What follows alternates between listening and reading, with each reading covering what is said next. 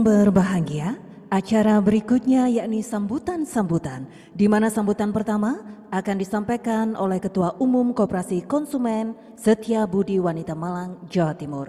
Kepada Ibu Dr. Sri Untari Bisowarno MAP, disilakan.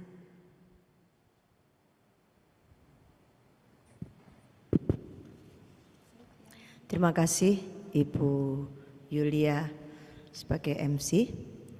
Assalamualaikum warahmatullahi wabarakatuh. Selamat pagi, salam sejahtera, Om Swastiastu, Shalom, Namo Buddhaya, salam kebajikan, Rahayu.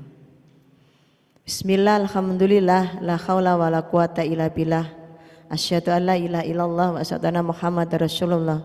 Allahumma sholli ala sayyidina Muhammad wa ala sayyidina Muhammad. Yang terhormat Bapak Deputi Bidang Perkoperasian Kementerian Koperasi dan UKM Republik Indonesia, Bapak Dr. Aas Ahmad Zabadi. Kemudian yang saya hormati Kepala Dinas Koperasi dan UKM Provinsi Jawa Timur yang diwakili oleh Kepala Bidang Kelembagaan Mas Cepi. Kemudian pimpinan Dikopinwil Jawa Timur hadir secara langsung Bapak Slamet Sutanto selaku Ketua Dikopinwil Jawa Timur. Kemudian Ketua Pusat Koperasi Wanita Jawa Timur hadir Ibu Sekretaris Ibu Niken Seswanto. Kemudian para undangan yang lain yaitu Kepala Dinas Koperasi dan UKM Kota Malang, Kabupaten Malang, Kota Batu, kemudian pimpinan Dikopinda Kota Malang, Kabupaten dan Kota Batu, serta seluruh peserta sidang rapat anggota, ibu-ibu PC kelompok maupun asisten yang mendapatkan mandat untuk hadir di dalam rapat anggota rencana kerja dan anggaran koperasi tahun 2022 yang ditunjuk oleh anggota dan dalam keadaan sehat walafiat. Puji syukur alhamdulillah kehadirat Allah SWT memberikan kita nikmat sehat sehingga kita bisa melaksanakan tepat waktu sesuai dengan rencana kerja. Setiap bulan November kita memutuskan untuk melakukan perencanaan kerja kita ke depan untuk 1 tahun buku ke depan di bulan November. Alhamdulillah dalam kondisi tahun-tahun 2021 yang tidak mudah, SBW Malang mampu melalui dengan baik. Karena walaupun omsetnya turun, tetapi kesejahteraan anggota sebagai salah satu center of view koperasi menjadi bagian yang sangat penting yang senantiasa kami dahulukan dalam berbagai keputusan dan kebijakan koperasi. Saya informasikan kepada Bapak Deputi bahwa di masa Covid kami Setiabudi Malang, Jawa Timur bisa memberikan bantuan kepada anggota-anggota kami dengan jumlah sesuai kebutuhan. Yang pertama waktu itu bisa 1.800.000 karena yang sakit tidak banyak dan alokasi anggarannya masih cukup, sampai kemudian yang terakhir ini sejumlah 750.000 ya Bu Sudi yang terakhir. Yang ini seluruhnya kami sampaikan kepada anggota-anggota kami yang terkena COVID secara kesehatan. Dan juga kami membantu COVID secara COVID bersifat usaha, yaitu dengan berbagai total ada 150 anggota yang terpapar COVID untuk yang kesehatan. Untuk yang usaha sekitar 100 orang juga yang kami diberi bantuan oleh pemerintah Provinsi Jawa Timur, Bansos, kemudian pemerintah Kota Batu dan pemerintah Kabupaten Malang, kemudian juga Kemensos RI yang bisa kami bantukan untuk anggota-anggota kami. Di samping dari SBW sendiri juga kami dibantu oleh pemerintah Republik Indonesia sampai dengan pemerintah daerah Malang Raya ini. Termasuk juga untuk vaksinasi dan antigen serta segala hal yang menyangkut tentang kesehatan, bagaimana kami menjalankan koperasi secara operasional, kami dibantu oleh pemerintah daerah setempat dan pemerintah Provinsi Jawa Timur. Nah, untuk itu alhamdulillah dengan situasi dan kondisi seperti ini, maka kami semua pengurus dan pengawas alhamdulillah walaupun sempat juga terpapar COVID, tapi kami sehat sampai hari ini. Izin memang saya buka masker saya agar kemudian yang pertama suara saya tidak terganggu, yang kedua juga Ibu biar bisa melihat wajah Ibu Untari dino iki kaya apa begitu. Ngaten Pak Deputi. Kemudian berikutnya tetap kami bersyukur alhamdulillah walaupun kondisi kami omset turun Pak Deputi. Kenapa turun? Karena kemampuan daya beli anggota kami dalam posisi yang semuanya terganggu. Yang tidak terganggu itu mungkin yang ASN dan yang bekerja di tempat-tempat di mana tidak ada perubahan formasi untuk tenaga kerja. Maka sangat menyadari hal ini, kami memahami itu sehingga kami juga menurunkan target yang biasanya setiap bulan tidak kurang dari 10 miliar dalam omset. Ini kami turunkan karena mengikuti bagaimana pola yang terjadi di anggota kami. Akan tetapi supporting dan seluruh kebutuhan anggota terkait dengan bagaimana mengatasi pandemi ini dan juga keluar dari pandemi kami usahakan sekuat-kuatnya. Di masa pandemi ini kami juga memunculkan digitalisasi oleh karena anggota-anggota kami terbatas sekali boleh hadir ke kantor supaya tidak jadi klaster baru, maka muncullah digitalisasi yang kami buat mulai SBW online shop, kemudian layanan virtual untuk simpan pinjam dan juga layanan pertemuan virtual menggunakan Zoom maupun Google Meet secara hibrid yang dilakukan oleh seluruh anggota kami di masing-masing kelompok. Sehingga kami tidak akan ketinggalan zaman karena kami sudah mengadaptasi dengan pola perubahan yang baru sehingga kemudian pada hari ini dan 3 kali ini kami rapat anggota dengan virtual. Yang pertama rapat anggota rencana kerja tahun 2021 pada tahun 2020, kemudian rapat anggota pertanggungjawaban tahun 2020 yang kemarin itu 2019. Kemudian juga sekarang rapat anggota virtual untuk rencana kerja tahun 2022. Alhamdulillah seluruh PC-PC kelompok saya sampaikan kepada Pak Deputi dan rekan-rekan Dinas Koperasi Dekopinwil dan undangan semuanya bahwa kami sangat bersyukur punya PC-PC kelompok yang luar biasa karena memang dididik dengan keteguhan hati dan prinsip untuk tetap menjaga bagaimana koperasi ini ada dan berdiri untuk kami semuanya. Dalam situasi pandemi semacam ini beberapa relaksasi memang kami lakukan yang biasanya angsuran itu harus 1 kali 24 jam, maka kami berikan tenggat waktu sampai dengan tanggal 20. Sehingga alhamdulillah dengan tenggat waktu seperti ini maka NPL-nya kecil sekali Pak Deputi, gak sampai 1%, gak sampai 1%. Kok masih ada Bu Untari? Iya. Karena jujur harus kami sampaikan bahwa terkadang ada kelompok di mana tanggung rentengnya tereksploitasi sampai habis. Tapi kami menyiapkan skema-skema pada saat mengawali pandemi itu, skemanya adalah waspada, siaga, dan darurat. Alhamdulillah kita hanya mengalami pada skema yang bersifat waspada saja, belum sampai masuk siaga. Kami sudah pikirkan bagaimana caranya untuk mengatasi keadaan seandainya seluruh kita terkontraksi baik secara lahir dan batin maupun usaha dan keuangan sehingga sampai dengan bulan November ini alhamdulillah kami insya Allah masih target SHU itu insya Allah masih tercapai nanti di tahun akhir bulan tahun 2021 ini untuk SHU tahun 2021 di rencana kerja ini. Nah untuk itu kami sekarang ini fokus bagaimana meningkatkan kesejahteraan anggota melalui layanan-layanan yang bisa kita berikan secara lebih komprehensif lagi. Karena atas dasar permintaan anggota bahwa di masa pandemi yang kemarin luar biasa mencari oksigen sulit, mencari ambulan sulit, mencari rumah sakit sulit, Kalau mencari makanan masih dibantu pemerintah, tetapi mencari hal-hal ini adalah kesulitan yang amat tinggi, maka kemudian anggota meminta kepada pengurus untuk bisa bagaimana SPW punya fasilitas kesehatan tingkat pertama.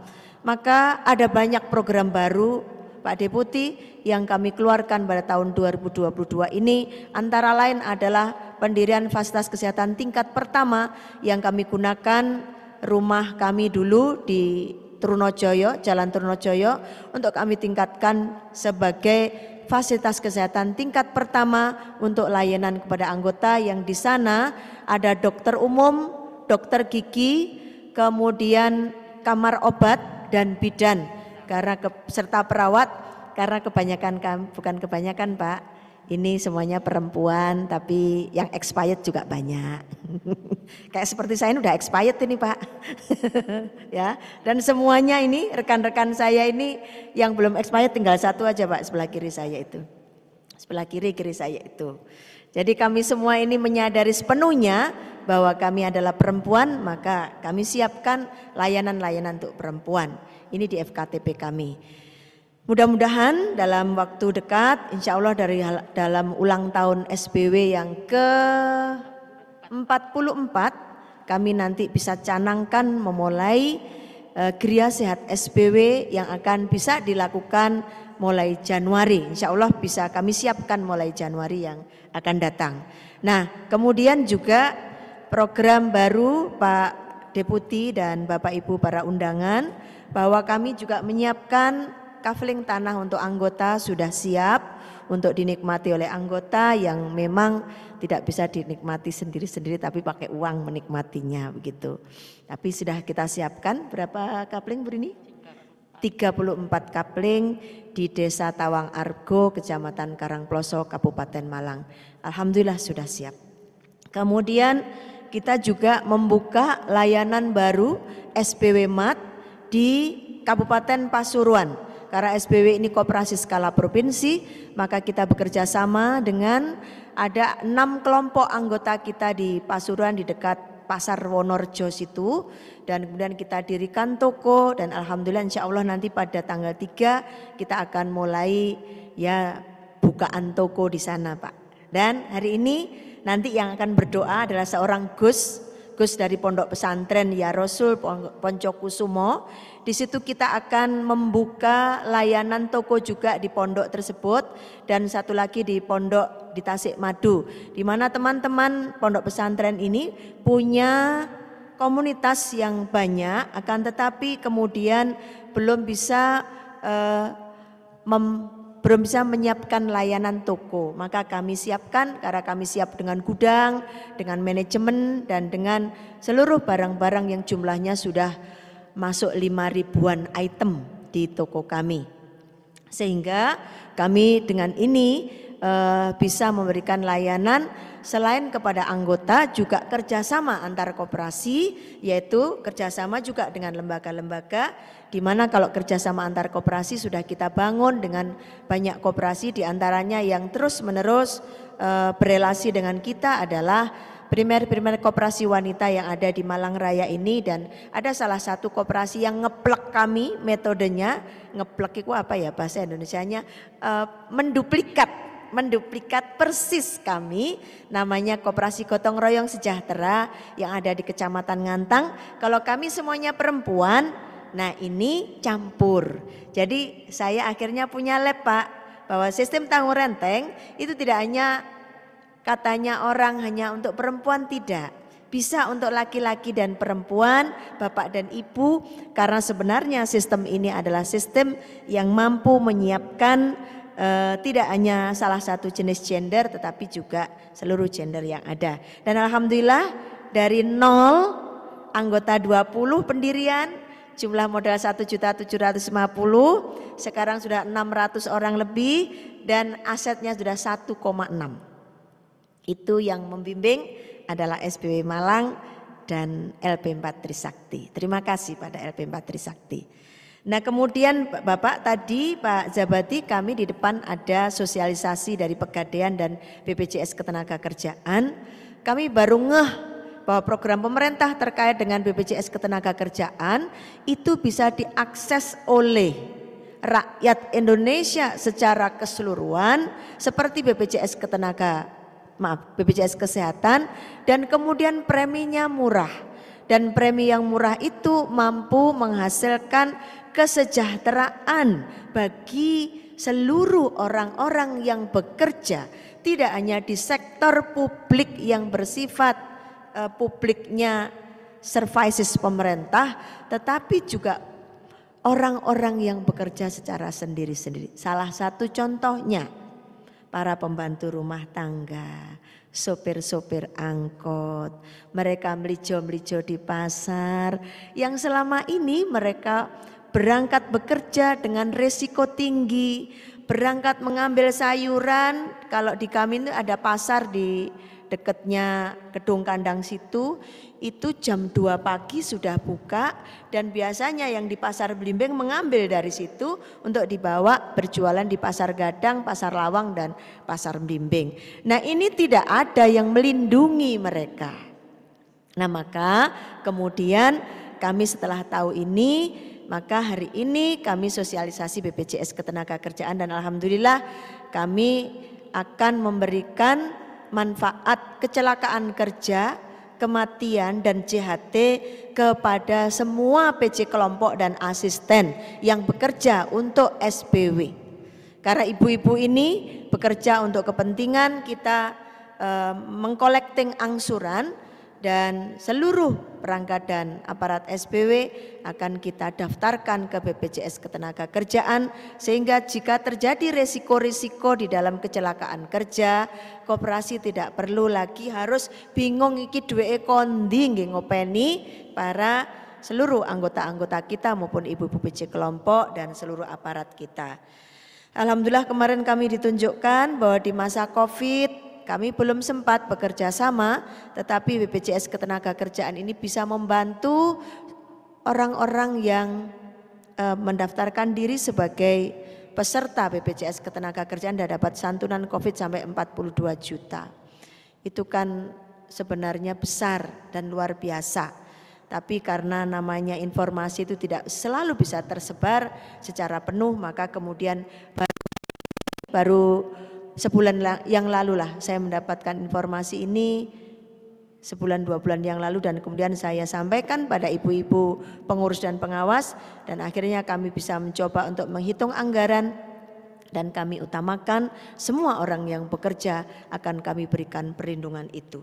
Dan beberapa kemudian kalau dengan Pegadaian ini tujuannya adalah memberikan anggota itu menabung, tapi memang ada kebutuhan sesaat atau jangka pendek itu menabung uang, nabungnya di SPW. Tapi juga kebutuhan jangka panjang yang sifatnya jauh, bisa disimpan selama 10 tahun, minimal 5 tahun, 10 tahun, 15 tahun, itu nabung emas, lega mulia. Kami mengarahkan itu supaya kemudian apa-apa yang didapat dari SPW itu bisa bermanfaat di hari tua kelak. Nah, inilah yang kemudian kami bekerja sama dengan Pegadaian, apalagi BUMN ini juga butuh untuk dibantu. Nanti ibu-ibu kami yang juga bekerja di lapangan akan juga bisa mendapatkan tambahan pendapatan dari itu, maka kami buka kerjasama semacam ini dengan BUMN yang ada di Republik Indonesia ini. Sayang kalau BUMN yang bagus-bagus itu tidak kami gandeng untuk bisa diajak untuk mensejahterakan seluruh anggota SPW. Untuk BPJS Ketenagakerjaan ini kalau ibu-ibu perangkat dan aparat dibayar oleh SPW, untuk ibu-ibu anggota kami tidak mampu untuk membayarnya semuanya. Nanti bisa kukut kalau untuk seluruh anggota. Maka untuk anggota itu kita sosialisasikan. Kalau mereka punya pembantu rumah tangga, punya sopir, punya penjaga rumah di tempatnya, agar tidak kemudian membiayai sendiri, silahkan diikutkan BPJS Ketenagakerjaan. Nanti kita buka desnya di sini, mejanya di SPW. Apabila ibu-ibu anggota ingin mendaftarkan putra-putrinya atau rekannya atau siapa yang bekerja untuk penjenengan, kita buka des di SPW untuk bisa ibu-ibu datang ke SBW, cukup nanti agennya dari BPJS Ketenagakerjaan biar ada hari apa gitu di SBW, dalam sebulan mungkin selama 2-3 hari di SBW untuk bisa diakses oleh seluruh ibu-ibu apabila butuh offline. Kalau online kita siapkan juga secara 24 jam untuk bertanya melalui WhatsApp supaya ibu-ibu bisa bertanya dengan baik. Kemudian kami juga melihat kebutuhan-kebutuhan terkait dengan anggota kita butuh yang namanya besi, butuh semen, butuh macam-macam. Maka kami juga bekerja sama dengan anggota agar kita juga bisa nanti membuka toko bangunan. Jadi yang punya toko bangunan tidak hanya laki-laki Pak, perempuan pun juga bisa. Kuat-kuat kok ini. Tenang saja, perempuan SBW saya lihat dari sini ibu-ibu gembul-gembul begitu. Gembul-gembul. Coba digeser ya laptopnya biar saya bisa lihat semuanya bisa digeser. Tadi kan hanya satu halaman. Nah, kemudian untuk yang lain-lain kami juga akan membuka ini Pak, LDP, Lembaga Diklat Profesi. Karena kami sudah punya learning center sebelumnya yang LDP nanti akan bekerja sama dengan Dekopindu Jawa Timur untuk melakukan sertifikasi koperasi. Jadi sebelum dilakukan sertifikasi itu dilatih dulu. Maka kami menawarkan untuk membuka LDP karena Learning Center SBW sudah sangat kompeten, sudah berpraktek selama mulai tahun 2008 sampai sekarang. Berapa tahun ya? 13 tahun ya.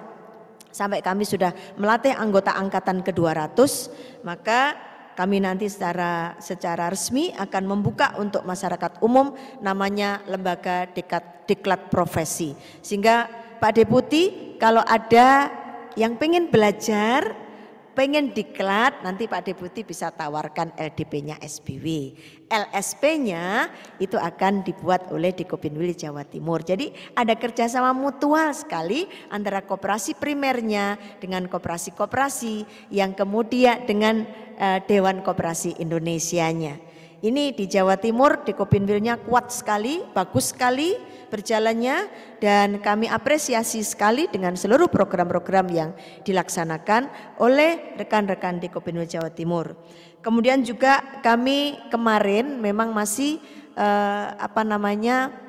meminta kepada Ketenagakerjaan untuk mohon untuk tidak bisa UMR dulu, tapi melihat situasi dan pandemi semacam ini lalu kami mencoba untuk ngitung-ngitung, melakukan efisiensi, melakukan tambahan pendapatan, akhirnya kami bisa mengangkat dari beberapa anak kami yang belum UMK Kota Malang, kami jadikan UMR atau UMK, upah minimum kota UMK. Karena kami tinggal di Kota Malang, nanti maka sesuai dengan yang kami tinggal di Kota Malang. Jadi ada juga kami nurunkan jasa Pak untuk KPPK. KPPK ini kelompok mikro yang akan kami turunkan jasanya biasanya itu 3 bulan itu 12%, sekarang hanya 6% saja. Kenapa? Karena supaya kita juga mampu bisa menjangkau. Dulu ini program ini Pak, ini adalah program yang original dari SBW. SBW diadop Puskuan Jati namanya KPPK, tetapi di primer-primer Puskuan Jati yang lain sudah tidak lagi ada, masih tinggal ada di SBW. Nah, kemudian dari sini kami turunkan sehingga kami bisa untuk membuat masyarakat bisa lebih lagi ke SBW yang ini mingguan bukan yang bulanan. Dan beberapa hal-hal yang lain yang kami juga optimalkan untuk pinjaman pertama kan kami naikkan menjadi 2 juta, tadinya 1 juta, sehingga karena nilai mata uang sudah menurun, 1 juta ini kira-kira sudah sekitar 10 tahun yang lalu kami evaluasi dan kami turunkan. Kemudian banyak Pak programnya, Bapak bisa ngelihat sendiri di program baru itu banyak sekali yang kami perbarui dan kami sempurnakan. Namanya kelembagaan, lembaga itu semakin hari harus semakin baik dan kami beradaptasi semuanya dengan kepentingan-kepentingan kita untuk ke depan. Satu lagi, masuk digitalisasi ini kita rebranding untuk SBW Mobile menjadi Co-op Mobile, yang itu bisa kami sebarkan ke seluruh Indonesia di masyarakat gerakan koperasi dan diadopsi oleh Dikopin. Di situ akan bisa masuk digitalisasi semua proses yang dibutuhkan oleh anggota untuk layanan apa saja terkait dengan finansial teknologi ada di sana. Saya kira itu yang bisa saya sampaikan pada kesempatan ini. Mohon kepada Pak Deputi untuk bisa memberikan arahan, bimbingan pada koperasi-koperasi seperti kami yang kami menurut negara sudah diberikan dan majalah Peluang masuk dalam 100 besar koperasi Indonesia, dan alhamdulillah sudah pernah mendapatkan koperasi berprestasi itu sampai 2 kali apa 3 kali begitu ya. Nah, kalau Pak Zabati mau kasih prestasi lagi itu ya Pak ya, nanti kasih kategori dengan koperasi yang selalu memberikan pendidikan untuk anggota, karena anggota tidak boleh pinjam kalau belum mengikuti pendidikan dan itu ada sertifikatnya. Juga mungkin diberikan penghargaan koperasi yang inovatif karena bisa memberikan layanan kesehatan kepada seluruh anggotanya. Ini ya, orang mati, orang hidup semuanya dilayani Pak. Tapi kalau saya sampaikan memang tidak cukup 1 jam. Nah, karena ini berbagi waktu, nanti kalau Pak Zabati ingin menanyakan lagi bisa japri kepada saya. Dan kapan Bapak bisa dolan ke SBW untuk melihat kantor kami dengan segala aktivitas yang dimiliki oleh ibu-ibu anggota semuanya. Demikian Bapak Ibu para undangan yang saya hormati dan seluruh peserta sidang rapat anggota, Ibu pengurus pengawas. Terima kasih kepada seluruh ibu-ibu pengurus yang luar biasa dan ibu pengawas yang juga luar biasa yang senantiasa support terhadap program-program yang kita sampaikan. Sebelum kami menelorkan program begini, ibu pengawas selalu kami ajak berbicara sehingga ibu pengawas bisa ikut menyempurnakan apa saja yang kami programkan, dan di tiap bulan beliau mengkontrol bagaimana proses pekerjaan yang kita laksanakan melalui keputusan rapat anggota rencana kerja. Baiklah, ini yang bisa saya sampaikan atas nama pengurus dan pengawas. Kami ucapkan terima kasih atas kehadiran seluruh Bapak Ibu, para undangan dan para pimpinan yang sudah hadir untuk memenuhi undangan rapat anggota secara virtual SBW ini. Semakin hari kami ingin semakin berbenah. Kalau tampilan rapat anggota virtual kali ini lebih baik daripada yang lalu, karena juga kami juga ingin berbenah. Terima kasih atas perhatiannya. Wallahul muwaffiq ila aqwamit thoriq. Ihdinas syiratal mustaqim. Wassalamualaikum warahmatullahi wabarakatuh. Om Santi Santi, Shalom, Om Swastiastu, Namo Buddhaya, Rahayu, salam kebajikan. Matur nuwun.